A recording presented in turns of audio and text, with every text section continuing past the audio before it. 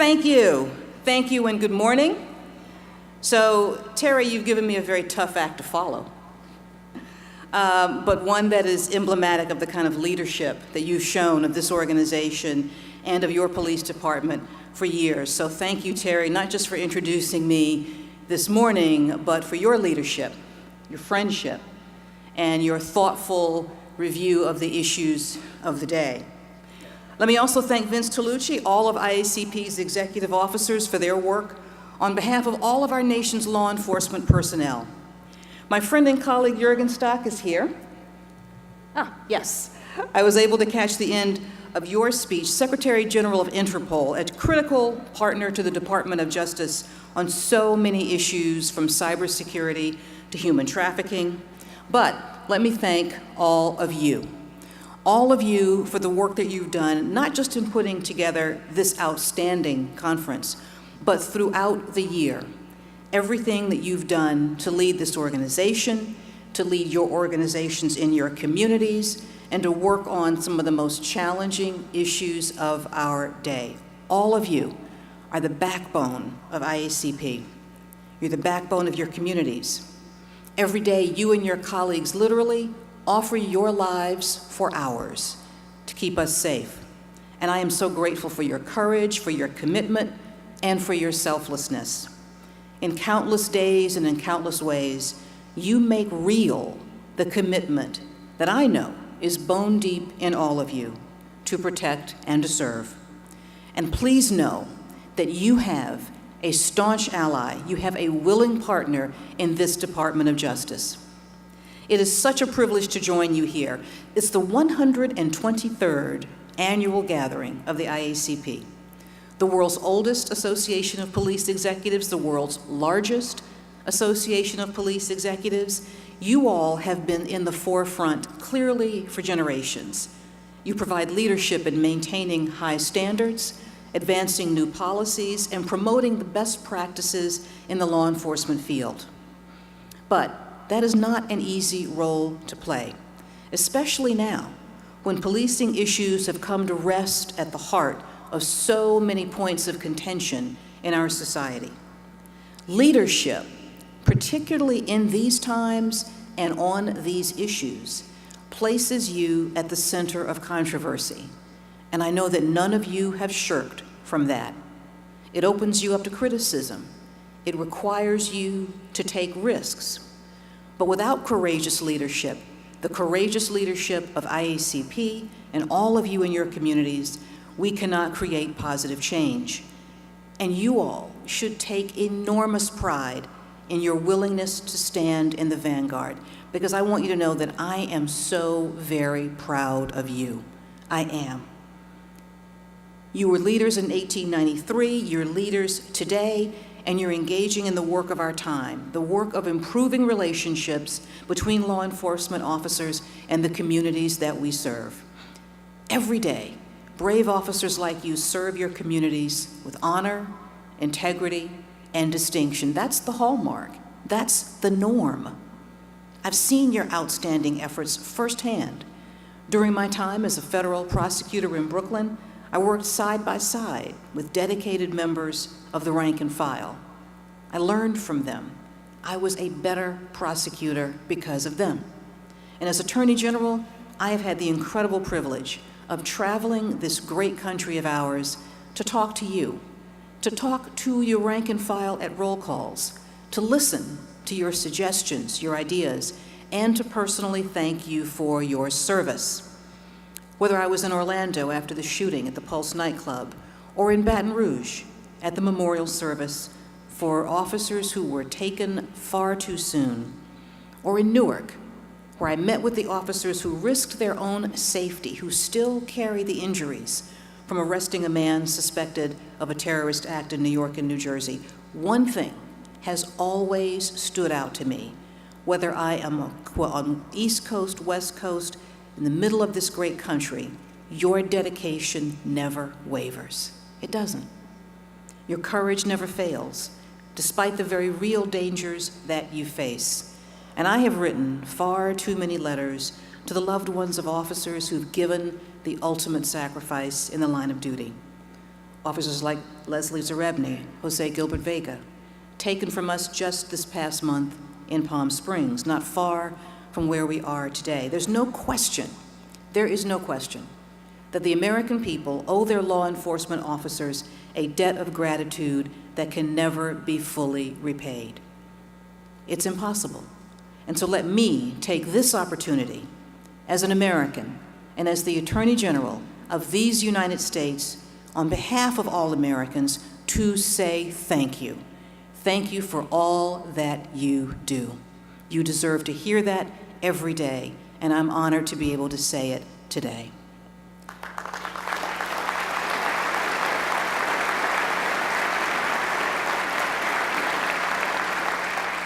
Now, of course, your jobs are becoming even more challenging every day. We ask so much of you. The circumstances in which we send you out to face are changing rapidly. You're asked to do more than ever in all of our communities.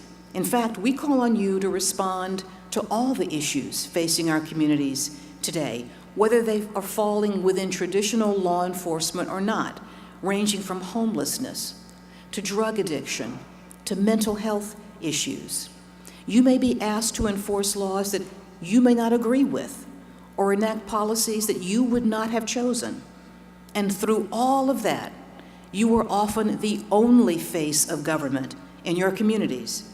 And when citizens are frustrated or angry at their government, at all of us, that anger and that frustration lands on you.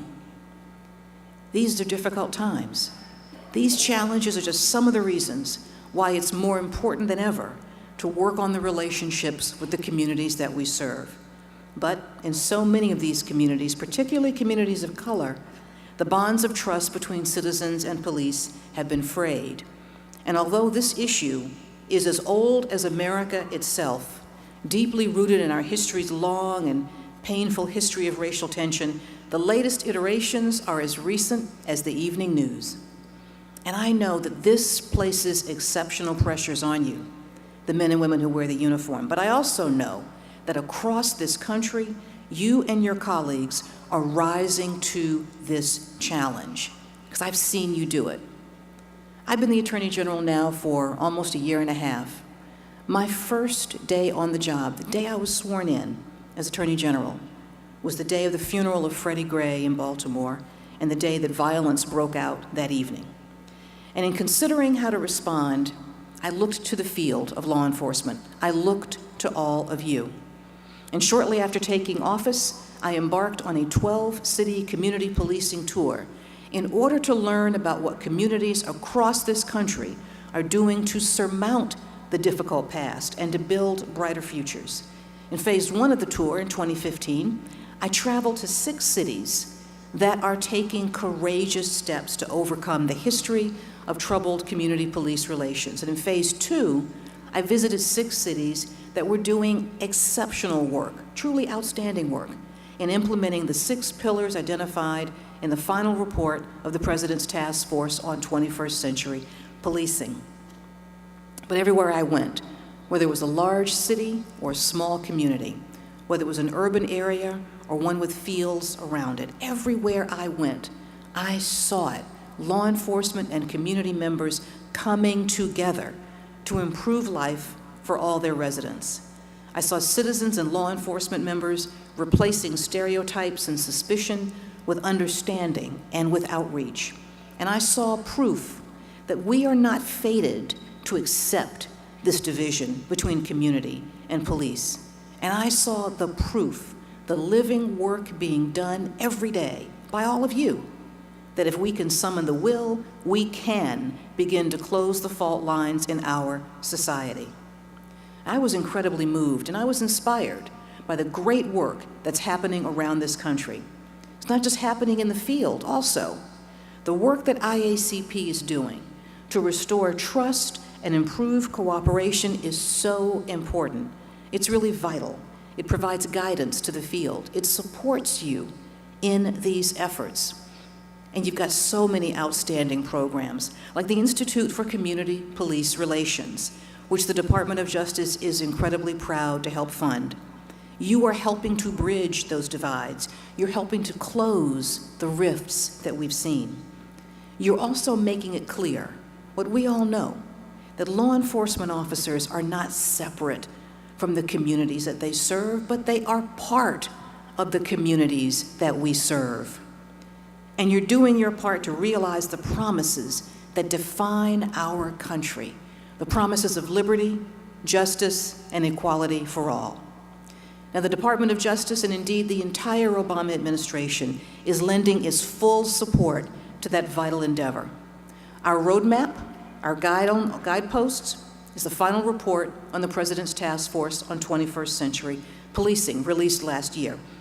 And along with many other recommendations, that report called for better data on all officer-involved shootings and in-custody deaths.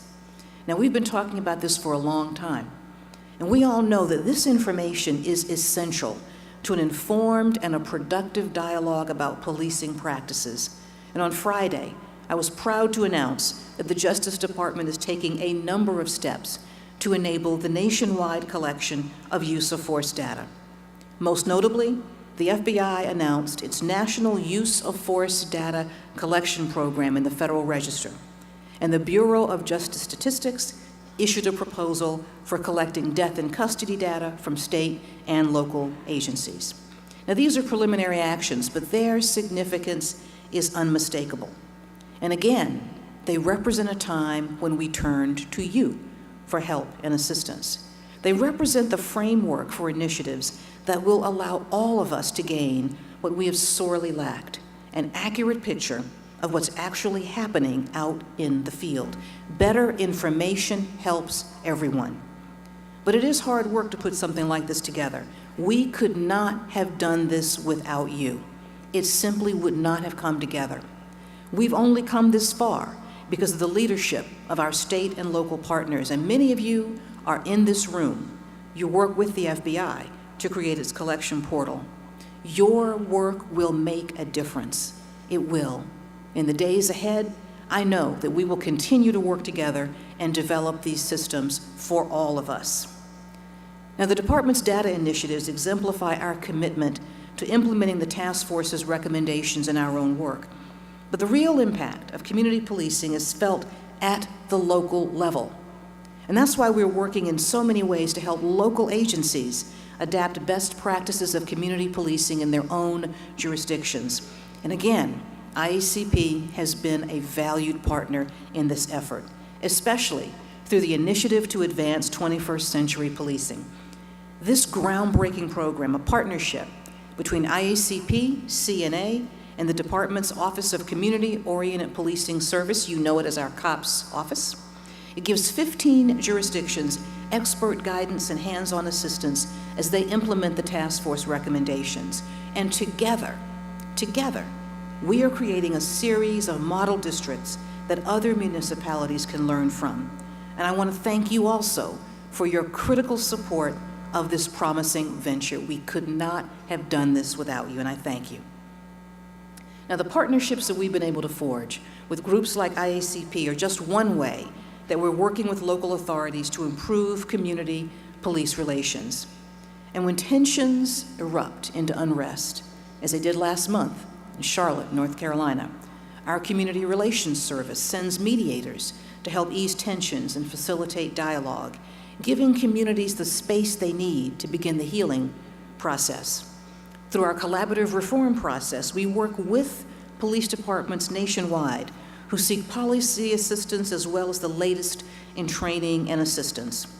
And if there are indications that residents' rights are being violated, our Civil Rights Division stands ready to investigate patterns of unlawful police practices, including claims of bias and discrimination. And when necessary, the division is prepared to seek court-enforceable consent decrees like those that we have reached with police departments in Ferguson, in Newark, and in Cleveland. But in all of these scenarios, in every step we take, our goal is to work alongside departments to guarantee the constitutional policing practices that are so essential to community trust, to effective law enforcement, and to the safety of citizens and officers alike. Now, of course, in order for you to do your jobs as safely and effectively as possible, you must have access to the very best tools and training available. We're helping you to do that in a number of ways, from giving you the funds to hire additional officers through our COPS office, to helping you purchase the bulletproof vests through our Office of Justice programs. Now, providing you with these resources has never been more important, because law enforcement has never been asked to meet so many challenges. Never. I know that one of the challenges you are increasingly asked to address is people with untreated mental illness. This is a difficult issue. Law enforcement officers have raised this with me at every stop of my community policing tour.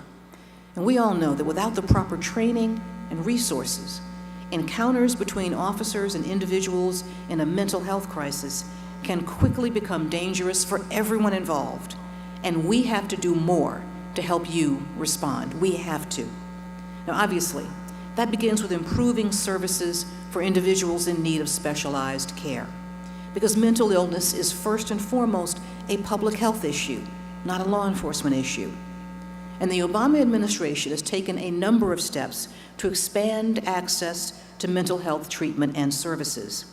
But as part of our commitment to helping you address this growing challenge, I am proud to announce that today, our Bureau of Justice Assistance has launched an online police mental health collaboration toolkit available through our department's website.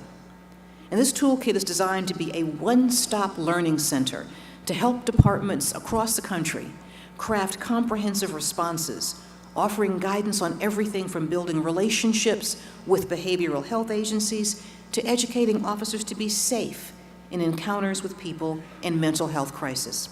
And we're launching this toolkit today. Again, we turn to you in coordination with IACP's groundbreaking One Mind campaign, which asks law enforcement agencies to pledge partnership with mental health agencies and to ramp up crisis intervention training within their own ranks. Once again, we've turned to you, and once again, you have been essential in this goal. And I'm so hopeful that together, our efforts will improve officer safety and bolster law enforcement's capacity to get individuals with mental illness the help that they need and deserve. That's where we have to go with this. We have to. Now, your One Mind campaign, it's a perfect example of the kind of innovative partnerships that are at the very core of community policing.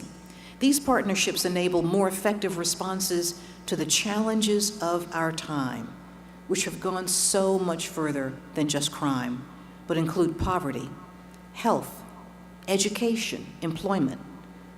These partnerships foster an understanding that public safety is the responsibility of all of the members of a community, not just those who wear the badge.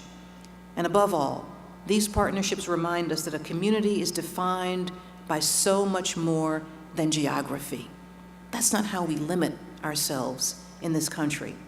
They remind us that we share the same desire for peace, the same yearning for justice, and the same hope that all of our children will enjoy lives of safety and prosperity. These aspirations unite us. These aspirations make us a community. And I know, because I have seen them in action, that what draws us together is so much stronger than the disagreements that divide us. And so, to this group, my challenge to you this morning is to continue building those partnerships. Seek out collaboration, not just with the Department of Justice, although we will always be here, not just with other law enforcement agencies, but with any groups that can help you build a stronger and more united community, from doctors to religious leaders, from employers to housing developers, and from schools to civil rights organizations. The opportunity for cooperation and the potential for progress is enormous. Now, mutual agreement may not be the first thing that occurs. Mutual trust will have to be earned. But we can only find the right approach, we can only build this trust by working together, reaching out, forging coalitions, finding common ground. That's what leaders do. And if there's anything that IACP has demonstrated throughout your proud history, it is that this is an organization of leaders. That is who you are. So let me thank you for letting me spend a few minutes with you today, but let me really thank you for the leadership that each and every one of you has shown in your communities each and every day. Let me thank you for your courage. Let me thank you for your dedication. Let me thank you for your valor. Thank you for never turning away, either from people in need or the issues of the day. Keep working together to empower your communities. And know this, that the Department of Justice will continue to stand beside you every step of the way. Thank you so much for your work throughout the year, the work that we will do together in the future, and for coming together now to face these issues. Thank you so very much.